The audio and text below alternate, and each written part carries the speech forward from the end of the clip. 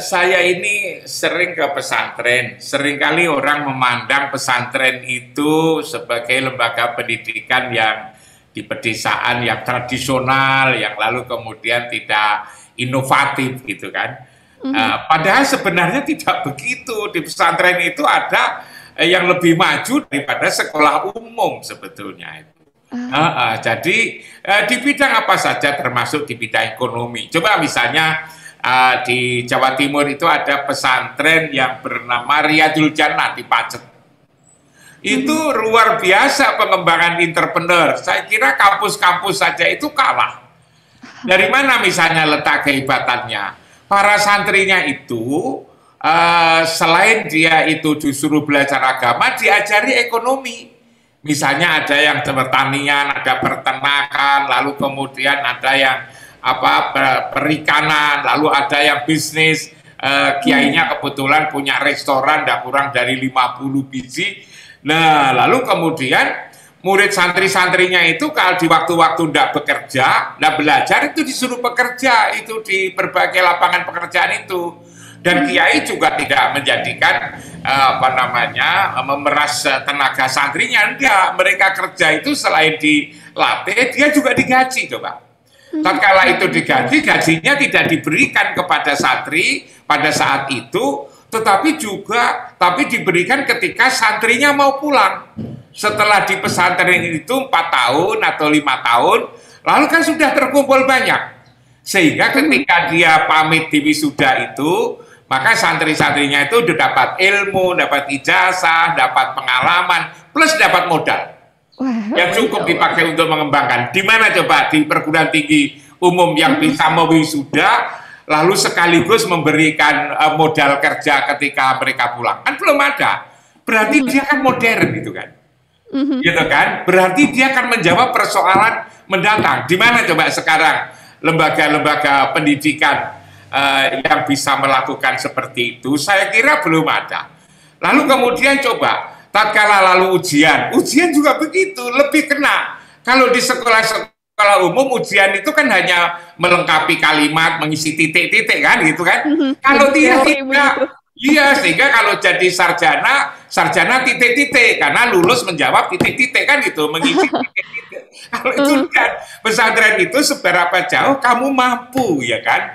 Mampu misalnya membuka usaha di bidang pertanian, peternakan, lalu kemudian juga rumah makan dan seterusnya itu. Nah ini kan Mhm. bagus ini. Lah ini tidak pernah ada orang yang lalu kemudian menuliskannya. Maka Mhm. lalu pengalaman kayak gini ini saya angkat gitu ya, yang mungkin Mas Atiful Khairi itu menjadi itu tadi ngatakan out of the box, yang Mhm. berbeda gitu kan. Iya. Nah, itu salah satu aspek aja, belum lagi aspek-aspek lain tentang bagaimana kiai itu memahami manusia ini. Manusia Mhm. itu yang dididik seringkali kan tidak tepat. Manusia itu sebetulnya kan apa yang ada di dalam hati yang disebut aku, yang saya yang saya sebenarnya itu kan. Makanya Mhm. dikatakan ini tanganku, ini telingaku, ini mataku, ini otakku. Yang Mhm. dididik bukan otak, tapi yang punya otak kalau pesantren itu. Sehingga Mhm. lalu kemudian menjadi mengena. Kalau yang dididik otaknya, otak itu kan alat, otak itu kan pembantu. Yang dididik seharusnya adalah yang memiliki pembantu, kan gitu kan. Oke. Lah, hal-hal konsep pendidikan kayak begini akibat akan menjadi bagus. Ini kan belum diketahui sesungguhnya Mhm. pandangan-pandangan kiai tentang manusia. Sehingga kalau kiai yang dididik hatinya, kalau sekolah-sekolah itu yang dididik adalah otaknya. Karena Mhm. itulah makin lama pendidikannya bukan makin baik kadang-kadang. Mhm. Antara anak SD sama TK katanya nakal nakal TK. TK dengan SMP katanya lebih nakal SMP. SMP dengan Mhm. SMA nakal SMA. Apalagi S1 kan begitu. Dan Mhm. seterusnya itu. Tetapi kalau di pesantren tidak begitu. Di pesantren itu makin lama mereka itu makin kerasan dan makin bagus, bisa menyayangi temannya, menyayangi kiainya dan seterusnya. Ya tentulah ada satu dua yang menyimpang, memang manusia itu kan tidak mudah begitu kan. Mhm. Tetapi ini bagus menurut saya itu. Jadi saya kadang-kadang memang sedih soal jujur misalnya seperti sekarang ini negeri ini yang Mhm. krisis dalam hal seperti ini kan. Kalau kalau saya katakan kadang-kadang saya sedih melihat gini loh. Kalau ada anak SD, SMP, SMA dulu, ketika masih ada ujian nasional, gitu kan? Itu kan kalau ujian kan dijaga 2-3 orang guru, Sangat lalu ketat begitu. jalan apa namanya tempat duduknya dipisahkan jauh, tidak boleh membawa apa itu namanya Handphone atau sebagainya. catatan-catatan, HP ke dalam kelas kan tidak boleh itu kan. Nah, apa yang dikhawatirkan agar mereka tidak nyontek kan gitu kan? Dan kalau itu nyontek dianggap jelek kan itu. Lalu kemudian kalau ketahuan nyontek tentu lalu kemudian di drop, tidak lulus, dibatalkan ujian kan itu. Itu anak SD, SMP, SMA. Kalau S1, kalau S2, S3 apa tidak nyontek? Ya tidak. Tapi biasanya copy paste. Coba kan? Parah. Cuman beda tipis saja begitu ya. Pesantren tidak begitu. Makin tinggi itu makin seperti padi itu, makin merunduk gitu kan, makin merunduk. Bukan lalu kemudian makin kayak gitu. Kalau SD SMP hanya nyontek, kalau S2 S3 itu lalu sampai ya bukan semuanya lah, bukan semuanya, tapi kasus-kasus pelagian itu kan ada di mana-mana, sehingga lalu kemudian apa namanya kampus-kampus itu sampai harus mencari cara bagaimana untuk menghindari itu, dan itu tidak gampang kan. Bang, tidak gampang itu kan juga masih terjadi. Itulah kita seringkali dengar dokter-dokter, bahkan dosen, bahkan profesor nyontek apa namanya, copy paste itu kan sebetulnya kan kalau itu gunung es itu sebetulnya kan yang tampak sedikit, padahal sebetulnya sudah tidak karu-karuan itu kan. Nah kayak begini ini ada bandingan lembaga pendidikan pesantren ternyata itu ya relatif ya kalau saya katakan bagus gitu kan. Dari situ hanya memang pesantren itu ada kekurangannya. Kekurangannya apa? Adalah dalam hal sains dan teknologi, yaitu kan sains teknologi. Jadi sementara ini pesantren itu memang sebagian itu lebih menekankan kepada pendidikan apa itu namanya karakter. Gitu kan, akhlak lah gitu kan. Tapi pendidikan apa itu namanya yang menyangkut profesional gitu kan, yang menyangkut kompetensi itu kurang. Makanya saya juga sering pada pesantren-pesantren itu ya sedikit demi sedikit ngajak untuk berpikir bagaimana umpama yang bagus ini, yang karakter ini lalu kemudian ditambah dengan kelebihan lain ialah kompetensi. Di situ ditumbuh kembangkan lewat sains dan teknologi, sehingga lalu lulusan pesantren ke depan itu direformulasi, tidak saja berakhlak bagus, tetapi juga berakhlak bagus, berkaya ilmu, lalu kemudian juga memiliki profesional yang bagus. Itu saya kira di Indonesia ini. Jadi kalau saya katakan pesantren, bukan lalu pesantren itu sudah komplit dan sempurna, bukan. Masing-masing itu sekolah-sekolah pada umumnya itu ditumbuh kembangkan, diperkaya dengan karakter, dengan akhlaknya ini. Lalu kemudian sekolah pesantren selain mengembangkan karakter dan akhlak akan lebih bagus kalau lalu kemudian ditambah dengan sains dan teknologi gitu kan. Oke, baik Prof. Berarti beberapa kekuatan yang komplit itu mau saya seperti itu. Baik, berarti yang ingin ditonjolkan begitu ya, Prof ya, dalam buku ini adalah bagaimana mengutamakan dulu akhlaknya. Akhlak, betul, itu semua begitu, kemudian baru dilengkapi dengan sains dan teknologi tadi. Baik, Prof. Kemudian kalau dari kata kunci tadi begitu, Prof, terkait dengan kiai ini menjadi pionnya begitu, Prof. Dan nilai penting seperti apa sih, Prof, yang perlu diperhatikan dari seorang kiai ini, Prof, sehingga memang pesantren ini bisa sangat baik begitu dari akhlaknya, sehingga untuk pelajaran sendiri ini bisa terus dikembangkan begitu, Prof. Kalau di pesantren itu kan mesti ya pesantren kiainya kan mesti di tempat itu kan, berada di tempat pesantren itu kan, tidak seperti sekolahan guru-gurunya apa namanya kalau malam kan tidak pernah ada di situ. Kalau pesantren kiai ini tidak saja mengajar. Di samping tatkala mengajar dia mesti mengajar berdasarkan apa yang telah dia ketahui dan apa yang telah mereka laksanakan, yang mereka ketahui dan mereka laksanakan, sehingga lalu terhadap ilmu itu mereka menghayati gitu kan. Nah kalau sekolah-sekolah itu kan tidak seperti itu, kadang-kadang kan sebelum mengajar itu membaca 3-4 hari, lalu kemudian dia merasa ngerti, lalu mengajarkan berdasarkan kurikulum. Sehingga dia tidak hanya kalau kiai tidak hanya tahu, tetapi bisa menghayati, bisa merasakan gitu kan. Tetapi kalau guru-guru pada umumnya kan ditatar 2 minggu, 3 minggu, setelah ditatar suruh ngajar. Lalu bagaimana bang tahu saja baru ujung-ujungnya kok, lalu kemudian dia suruh ngajarkan. Ngajarkan lalu kemudian kan tidak sampai kepada tingkat merasakan.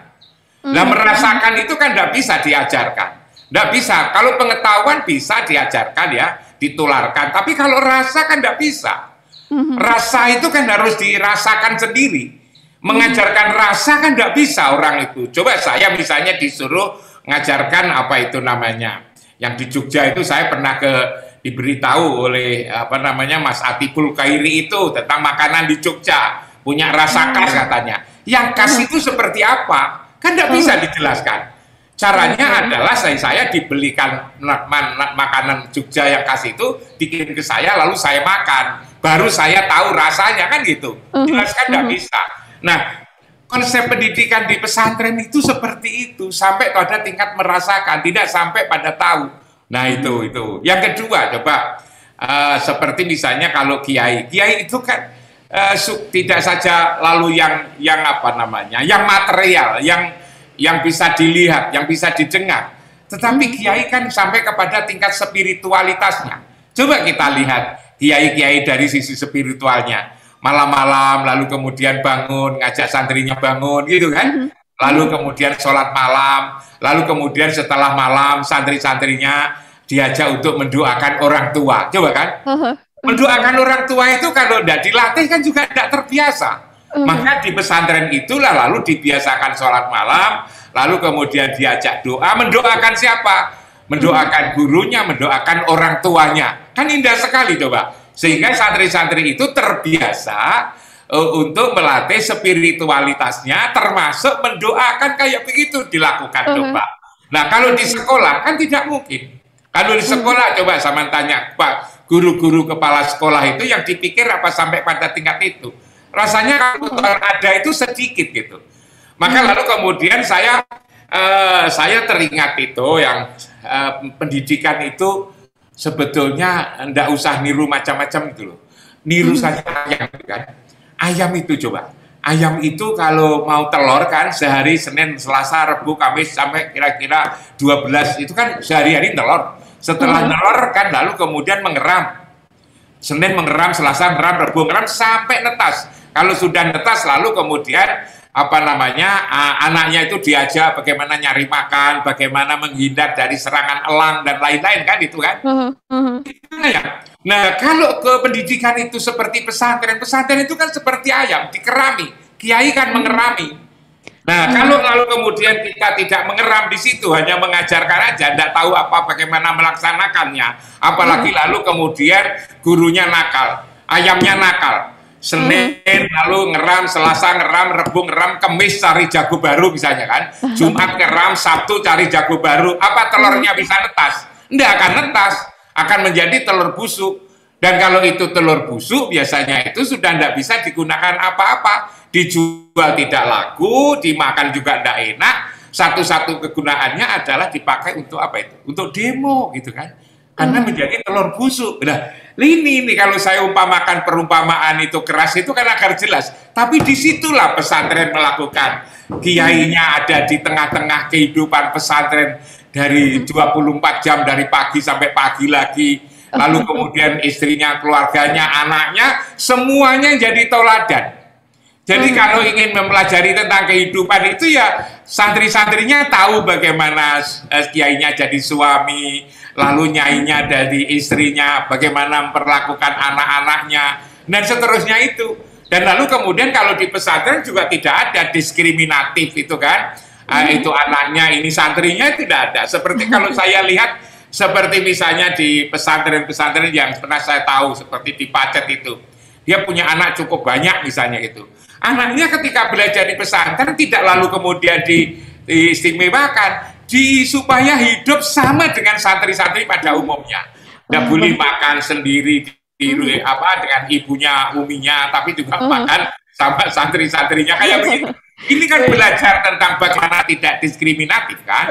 Baik, Pak Prof. Imam, berarti ini kan luar biasa menurut saya. Memang tidak semua memang seperti itu, tetapi ada hal-hal bagus seperti ini yang ini lahir dari Indonesia kan, dari negeri kita ini yang itu menurut saya bagus. Karena itulah dalam soal pendidikan ini saya melihat pesantren-pesantren Indonesia itu luar biasa. Karena itu saya kadang-kadang juga sedih.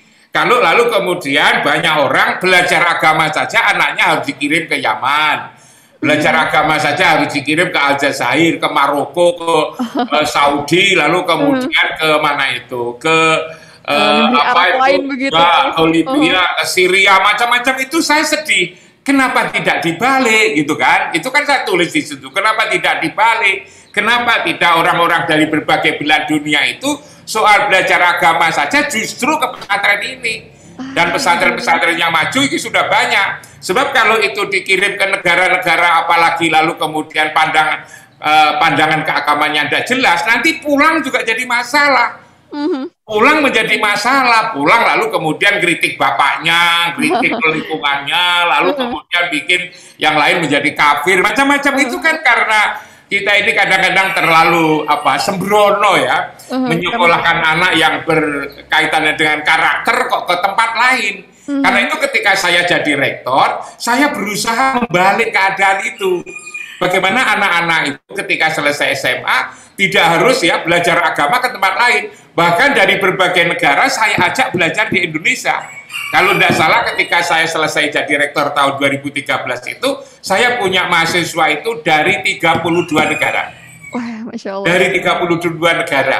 Saya punya alumni di Rusia saja itu sudah 29 orang. Dan mereka puas ketika tahun lalu saya, 2 tahun lalu saya ke Rusia itu saya diberi komentar, apresiasi dari tokoh-tokoh di sana bahwa ternyata anak-anak yang belajar di Indonesia itu sepulangnya itu menjadi bagus. Saya lalu kemudian ditanya, kok bisa menjadi seperti ini, apa itu? Ini kan sebetulnya, ini kan harus kita kembangkan. Hanya kita ini seringkali terlalu apa yang di dalam itu dikira rendah, yang di luar itu terlalu bagus gitu loh. Sehingga lalu kita punya penyakit rendah diri. Padahal sebetulnya tidak seperti itu. Karena itu kalau pesantren-pesantren itu semakin lama semakin maju, maka itu tadi saya menginginkan bagaimana Indonesia itu sebagai menjadi tempat belajar, tempat tujuan belajar dari berbagai belahan dunia ini. Nah, memang kalau itu menyangkut bagaimana menjadikan kita pintar di bidang sains dan teknologi, silahkanlah kita belajar ke Jepang, kita belajar ke Cina, belajar ke Amerika, ke Eropa, itu silahkan aja. Itu adalah sains dan teknologi, kita memang masih kurang. Tapi dalam soal-soal agama itu menurut saya, tidak perlulah kita ini belajar ke mana-mana, kita harus sudah menjadi guru menurut saya itu. Indonesia itu dalam soal agama itu harus menjadi guru.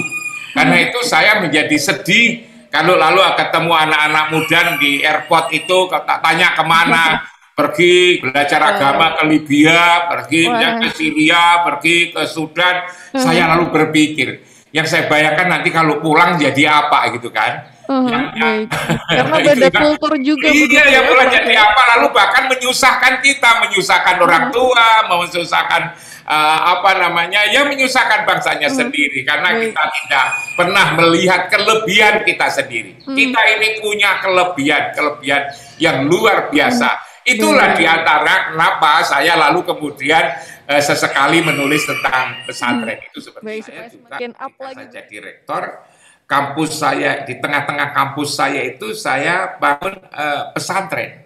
Sehingga Universitas Islam Negeri Maulana Malik Ibrahim Malang itu adalah kombinasi antara pesantren, universitas pesantren. Seluruh mahasiswa saya itu saya wajibkan untuk bertempat tinggal di kampus. Saya punya kamar yang bisa menampung 3.500. Jadi saya juga hanya menerima mahasiswa sejumlah itu gitu kan, yang tingkat 1. Saya tidak berambisi harus puluhan ribu, belasan ribu, tapi yang mampu ini. Dari situ lalu kemudian mereka saya ajak hidup bersama sebagaimana santri di pesantren, Tapi lalu kemudian kalau pagi saya ajak untuk ke laboratorium, ke perpustakaan, ke ruang-ruang kuliah. Nah ini jadi saya sendiri sebetulnya dari saya membaca, melihat itu kan pesantren, lalu saya rumuskan ini akan bagus kalau dipakai untuk meningkatkan kualitas. Karena itulah banyak mahasiswa saya waktu saya jadi rektor itu, yang dia itu adalah jurusan fisika, nilainya paling bagus, hafal Quran, jurusan matematika, hafal Quran, lalu kemudian nilainya terbagus gitu kan. Mereka bisa berbahasa Arab, anak fisika, anak kimia, teknik, lalu kemudian juga tidak ketinggalan zaman. Hafal Al-Quran itu dia di bidang ini, dia menulis skripsi, yang menulis skripsi 3 bahasa juga setiap wisuda tidak kurang dari 60-70 orang. Menulis bahasa skripsi pakai bahasa Arab, bahasa Inggris, dan pakai bahasa Indonesia. Di samping mereka bisa hafal Quran itu kan. Bahkan saya terkejut, ada mahasiswa saya yang menulis skripsi itu sampai 9 bahasa. 9 bahasa, dia menulis bahasa Korea, bahasa Jepang, bahasa Mandarin, bahasa Arab, bahasa Inggris, bahasa Rusia, lalu kemudian menulis pakai bahasa Indonesia, bahasa Jawa, karena dia dari Banyuwangi, bahasa Osing. Jadi anak-anak kita ini sebetulnya pinter-pinter. Kalau lalu kemudian diberi peluang untuk belajar, diberi fasilitas macam-macam. Karena itu saya paling tidak suka itu sebetulnya kalau mengatakan bahwa bangsa Indonesia itu bangsa rendah, bangsa terbelakang. Tidak sebetulnya. Kalau pendidikannya itu lalu dikemas sedemikian rupa. Lah untuk mengemas ini kita punya konsep-konsep dari pesantren, dan kita juga punya konsep-konsep dari pendidikan umum. Kalau itu dikombinasikan itu kan menjadi bagus. Jadi seperti misalnya bagaimana menata hati yang disebut dengan akhlak itu. Akhlak itu tidak bisa lalu hanya sekedar diberi pelajaran akhlak gitu kan. Itu tidak bisa.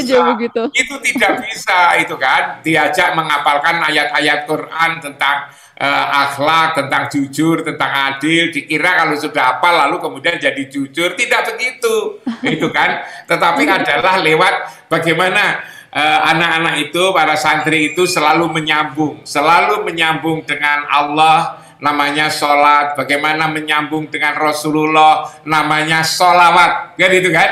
Lalu kemudian menyambung sesama, namanya silaturahmi.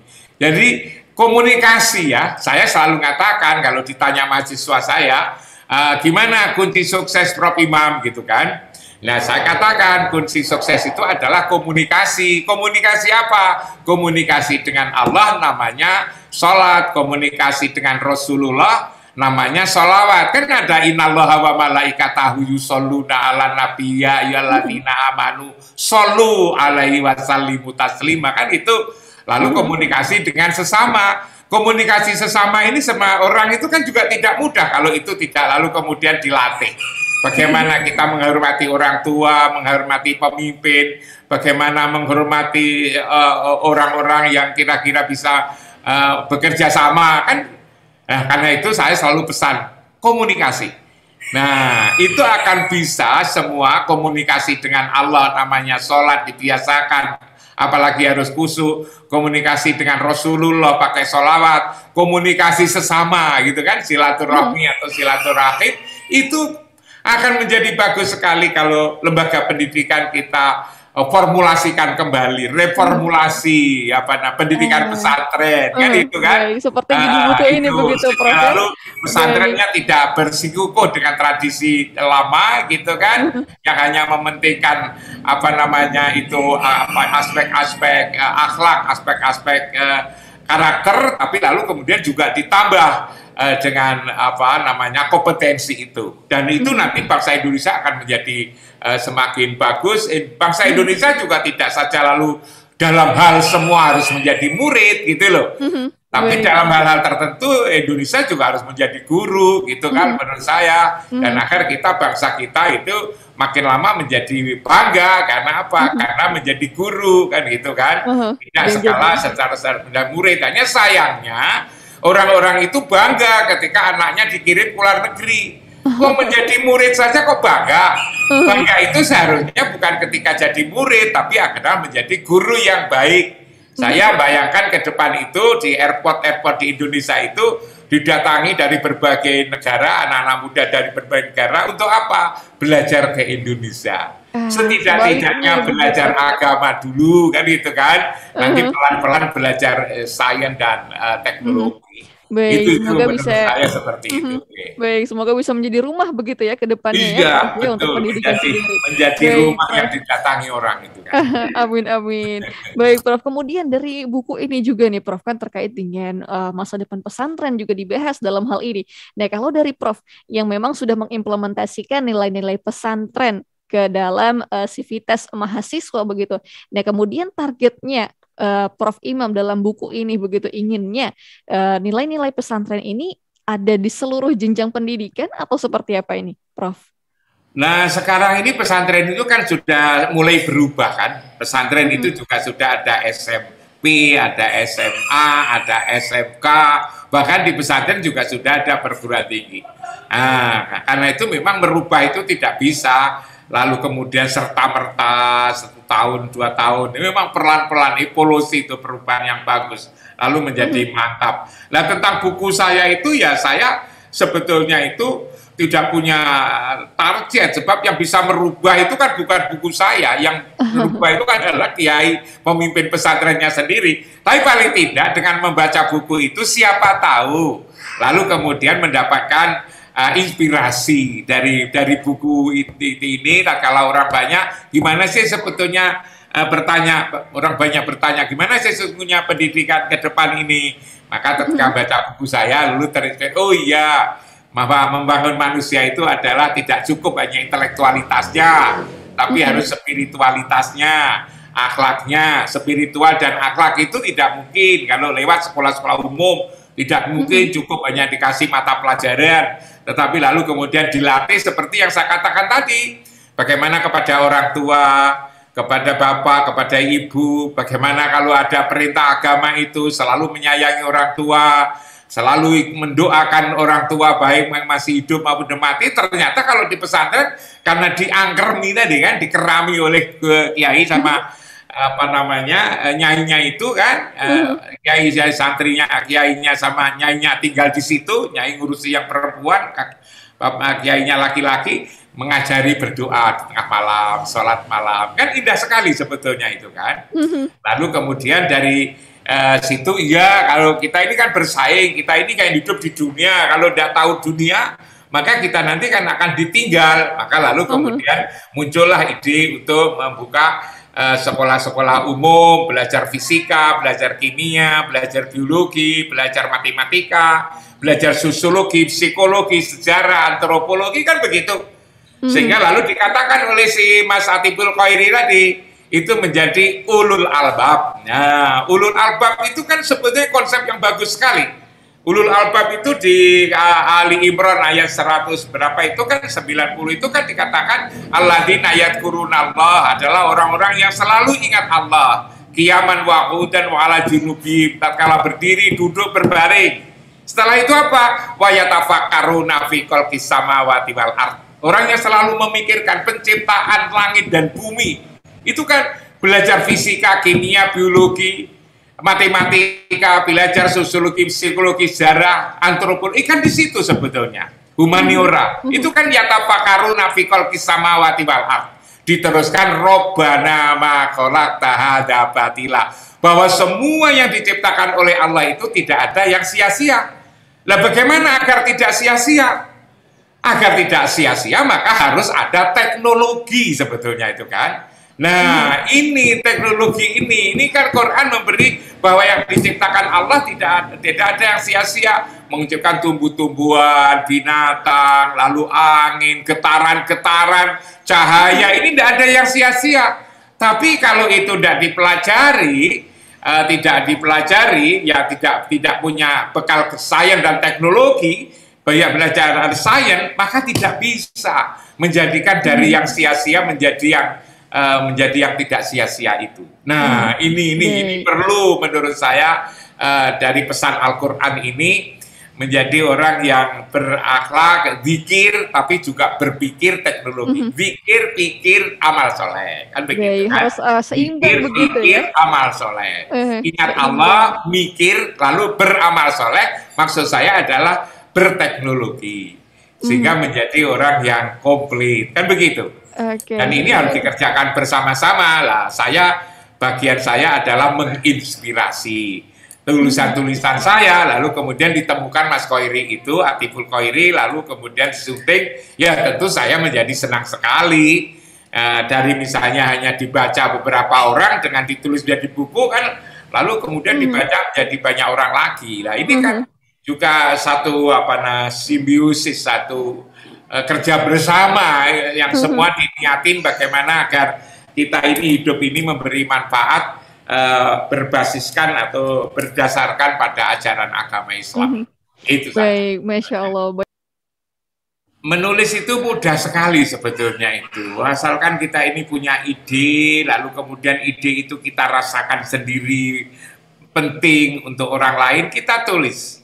Nah, ketika nulis itu jangan dipikir sebetulnya. Tetapi kalau artinya jangan lalu berdasarkan otak kita ini loh. Kalau saya biasanya nulis itu dari hati aja gitu kan.